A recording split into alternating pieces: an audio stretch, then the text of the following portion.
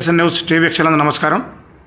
ఇటీవలే నూతనంగా university grants commission UGC నూతన గైడ్లైన్ తీసుకొచ్చింది. ఈ సందర్భంగా ఉస్మాన్ విశ్వవిద్యాలయ దూర విద్యా కేంద్రం director professor GV Reddy sir మనతో ఉన్నారు. వారికి ప్రత్యేక ధన్యవాదాలు తెలుసుకుంటూ సార్ నమస్కారం.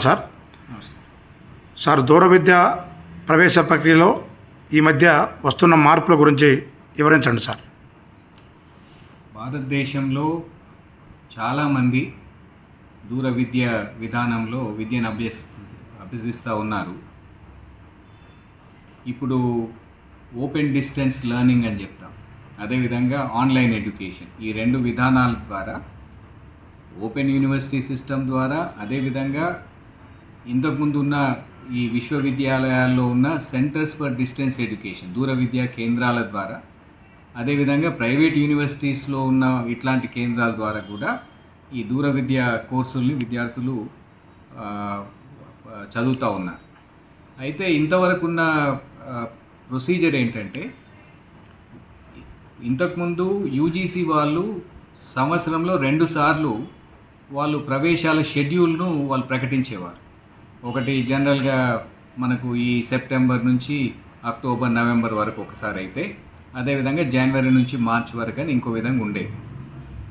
అది దాని ప్రకారము ఈ సంబంధిత ఈ దూర విద్యా కేంద్రం వారు కానీ లేకపోతే యూనివర్సిటీస్ వాళ్ళు కానీ నోటిఫికేషన్లు ఇచ్చేసుకొని వాళ్ళ అర్హతలను బట్టి స్టూడెంట్స్ను ఎన్రోల్ చేసుకునే వాళ్ళు వాళ్ళకి అడ్మిషన్స్ ఇచ్చి ఈ విద్యార్థుల వివరాలన్నింటినీ కూడా యూజీసీ వాళ్ళు చెప్పిన డేట్లోగా అప్లోడ్ చేసేవాళ్ళు.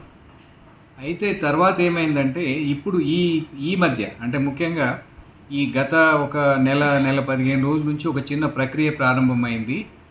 వాళ్ళు యూజీసీ డిస్టెన్స్ ఎడ్యుకేషన్ బ్యూరో అంటాం, అంటే దూర విద్యా కేంద్రానికి సంబంధించిన బ్యూరో వాళ్ళు ఏం చేస్తున్నారంటే, ప్రతి విద్యార్థి కూడా ఇప్పటి నుండి అడ్మిషన్ తీసుకునే విద్యార్థి, ముఖ్యంగా 2024-25 సంవత్సరం నుండి అడ్మిషన్లు తీసుకునే విద్యార్థుల్లో ప్రతి విద్యార్థి కూడా ముందు ఒక ఏబీసీ ఐడి అంటే academic bank of credit identity అనే దాన్ని క్రియేట్ చేసుకోవాలి.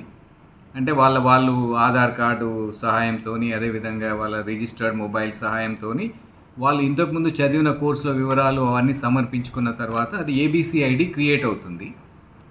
దాని తర్వాత వాళ్ళు ఇప్పుడు ఏం చెప్తున్నారంటే, ఆ ఏబీసీ ఐడి ఒకసారి సృష్టించబడిన తర్వాత దాన్ని ఉపయోగించుకొని యూజీసీ డెబ్ ఐడి అని ఇంకొకటి క్రియేట్ చేయమంటున్నారు. అంటే university grants commission distance education బ్యూరోకి సంబంధించిన ఐడి. ఒక్కసారి ఆ ఐడి క్రియేట్ చేస్తే వాళ్ళు ఒక కేంద్రంగా ఒక సమాచార వ్యవస్థ వాళ్ళ అందుబాటులోకి వస్తుంది. అప్పుడు మన దేశంలో ఏ దూర విద్యా కోర్సులు ఉన్నాయి, ఏ సంస్థల ద్వారా వాటిని అందిస్తూ ఉన్నారు, వాళ్ళు ఎక్కడ జాయిన్ కావచ్చు అనేది దాని ద్వారా వాళ్ళు జాయిన్ కావచ్చు, ప్రవేశం పొందొచ్చు అని చెప్తా ఉన్నారు. దీన్ని సెప్టెంబర్ 1 నుంచి అమల్లోకి తీసుకొస్తామని ఈ మధ్యనే యూజీసీ చైర్మన్ గారు కూడా ప్రకటించినారు. ఇది ప్రస్తుతం జరుగుతుంది. ఇంతకుముందు ఈ సిస్టమ్ ఉండేది కాదు. ఎవరికి సంబంధించిన అడ్మిషన్ ప్రక్రియ వాళ్ళే చేసుకునే వాళ్ళు. వాళ్ళ మార్గదర్శకాలు రెగ్యులేషన్స్ ఉన్నాయి, యూజీసీకి సంబంధించి 2020 సంవత్సరంలో వచ్చిన రెగ్యులేషన్స్ ఉన్నాయి. వాటి ప్రకారం చేసుకునే వాళ్ళు. అది కొంచెం సులభతరంగా ఉండేది.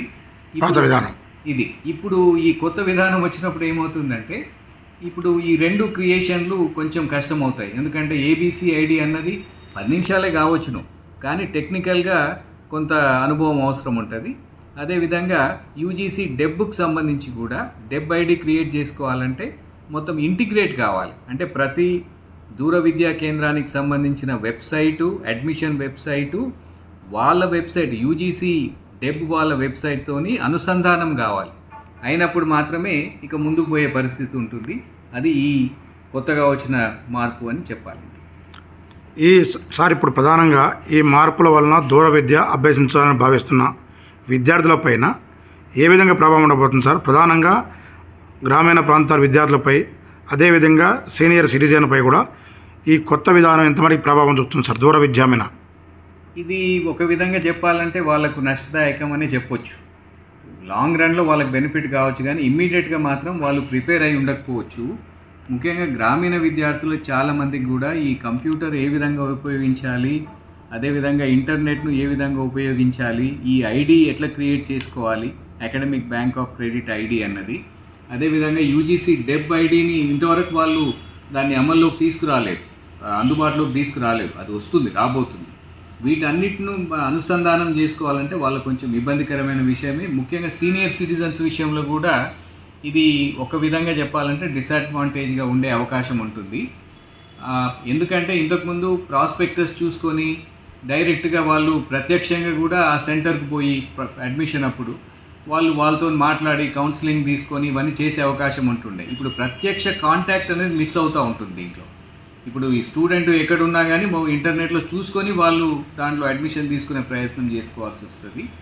ఈ విషయంలో ఒక విధంగా చెప్పాలంటే రాష్ట్రాల్లో, ముఖ్యంగా రాష్ట్రాల పరిధిలో ఉండే దూర విద్యా కేంద్రాలు కానీ ఓపెన్ యూనివర్సిటీస్కి కానీ ఖచ్చితంగా ఇది ఒక విధంగా లాభదాయకమయ్యే ప్రక్రియ కాదు, కొంచెం నష్టం కలిగించే అవకాశం ఉందని నేను భావిస్తూ ఉన్నాను. సరే, ఈ నూతన విధానం దూర విద్యా కేంద్రాలపై ఎటువంటి బాధ్యతలు పెరగనున్నాయి సార్?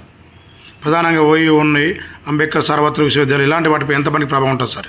ఇప్పుడు ఒక విధంగా చెప్పాలంటే ఫస్ట్ వాళ్ళ స్టాఫ్ను ట్రైనింగ్ ఇవ్వాలి. ముఖ్యంగా ఇప్పుడు దూర విద్యా కేంద్రాల్లో పనిచేస్తున్న స్టాఫ్ ఎవరైతే ఉన్నారో ఈ విద్యార్థులతో డీల్ చేసేవాళ్ళు, వాళ్ళు సపరేట్గా ట్రైనింగ్ తీసుకోవాల్సిన అవసరం ఉంది.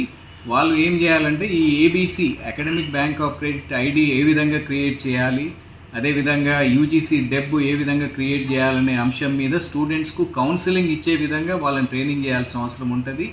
అదేవిధంగా అవసరం అనుకుంటే హెల్ప్ లైన్ సెంటర్స్ పెట్టి అక్కడ వాళ్ళకి ఇంటర్నెట్ ఫెసిలిటీతో సహా స్టూడెంట్స్కు వాళ్ళకు సహాయం చేసి హెల్ప్ చేసి ఇవన్నీ క్రియేట్ చేయించే ప్రయత్నం కూడా చేయాలి.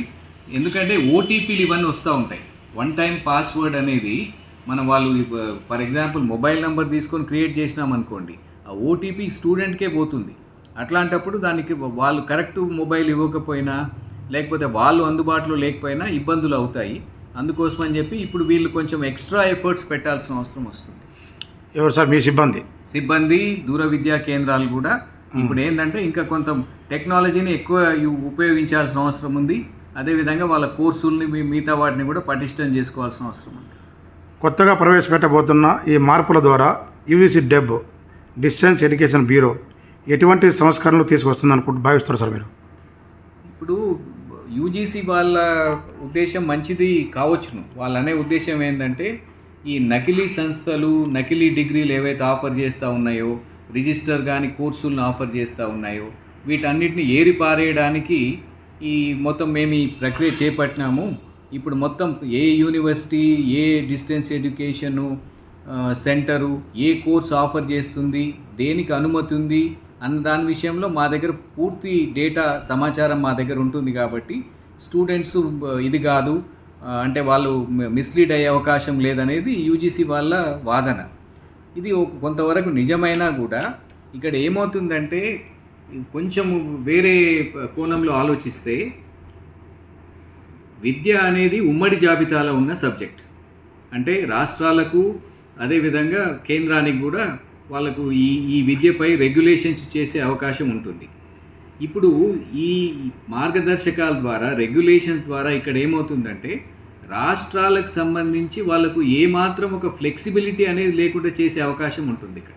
అంటే ఇంతకుముందు వీళ్ళు ఈ షెడ్యూల్స్ను పెద్ద రెగ్యులర్గా చేసేవాళ్ళు కాదు. ఇప్పుడు ఏ షెడ్యూల్ ఫస్ట్ ఫేజ్లో ఎప్పటి నుంచి ఎప్పటి వరకు అడ్మిషన్ చేయాలి, సెకండ్ ఫేజ్లో ఎప్పటి నుంచి ఎప్పటి వరకు చేయాలనేది వాళ్ళే నిర్దేశిస్తున్నారు. రెండోది ఏంటంటే ఇప్పుడు ఏ విధంగా అడ్మిషన్ చేయాలనేది కూడా వాళ్ళే నిర్దేశిస్తున్నారు. ఆ విధంగా చెప్పాలంటే రాష్ట్రాలకు కొంతవరకు ఇది నష్టదాయకమనే చెప్పుకోవాల్సిన అవసరం ఉంది. ఉద్దేశము యూజీసీ వాళ్ళది మంచిదే కావచ్చును, కానీ ఈ మిగతా విద్యా సంస్థలకు కావలసిన అటానమీ, స్వయం ప్రతిపత్తి ఏదైతే ఉన్నదో ఈ విషయంలో కొంతవరకు నష్టం జరుగుతుందని నేను పర్సనల్గా భావిస్తూ ఉన్నా. కానీ ఇప్పుడున్న పరిస్థితుల్లో యూజీసీని ధిక్కరించి ఈ నియమాల్ని మనము అమలు చేయకుండా ఉండే పరిస్థితి లేదు. ఖచ్చితంగా అదే వాటిని అమలు చేయాలి. ఆ ఉద్దేశంతోనే ఇవన్నీ జరుగుతాయని నేను భావిస్తూ ఉన్నా. కానీ ఒకవేళ యూజీసీ వాళ్ళు అనుకుంటే ఈ కనీసం ఇంకొక ఏడాదో ఇంకొక 6 నెలల్లో టైం ఇచ్చి ఈ ట్రైనింగ్ ఇవన్నీ అందరికీ అయిన తర్వాత ఇస్తే బాగుంటుందని నేను అనుకుంటా. ఇది చాలా సడన్గా వచ్చిన ఈ ఒక 2-3 నెలల్లో ఈ మొత్తము ఈ ఆలోచన విధానం మారదు, అదేవిధంగా ఇన్ఫ్రాస్ట్రక్చర్ మారదు. అది ఆ విషయంలో యూజీసీ పునరాలోచన చేస్తే బాగుంటుందని నేను భావిస్తా ఉన్నాను. సార్ ఇప్పుడు ఉస్మాన్ యూనివర్సిటీలో ఆచార్య జి రామరెడ్డి దూర విద్యా కేంద్రం ఎంతో చరిత్రాత్మక నేపథ్యం ఉంది సార్. కొన్ని వేల మందికి దూర విద్య ద్వారా మీరు అడ్మిషన్ ఇచ్చారు. ఇప్పుడు ఈ కొత్త సంస్కరణలో ఉస్మాన్ యూనివర్సిటీ పైన ఎంతవరకు ప్రభావం చూపుతుంది సార్?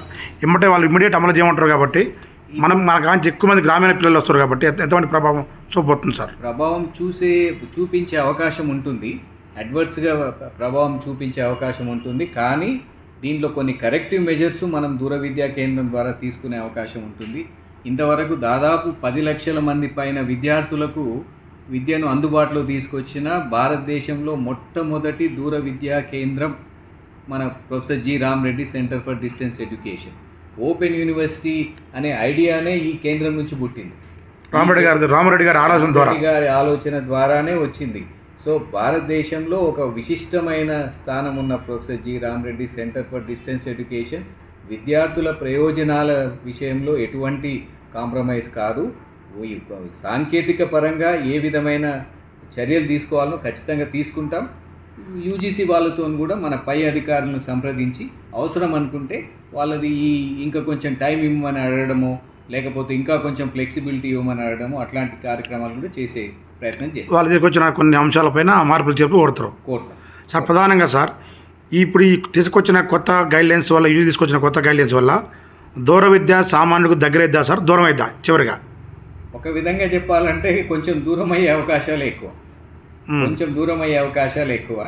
ఎందుకంటే ఇప్పుడు విద్య అనేది గురువుకి తర్వాత విద్యాలయానికి విద్యార్థికి మధ్యలో నిరంతరంగా ఒక కాన్స్టెంట్ టచ్ అనేది ఉండాలి.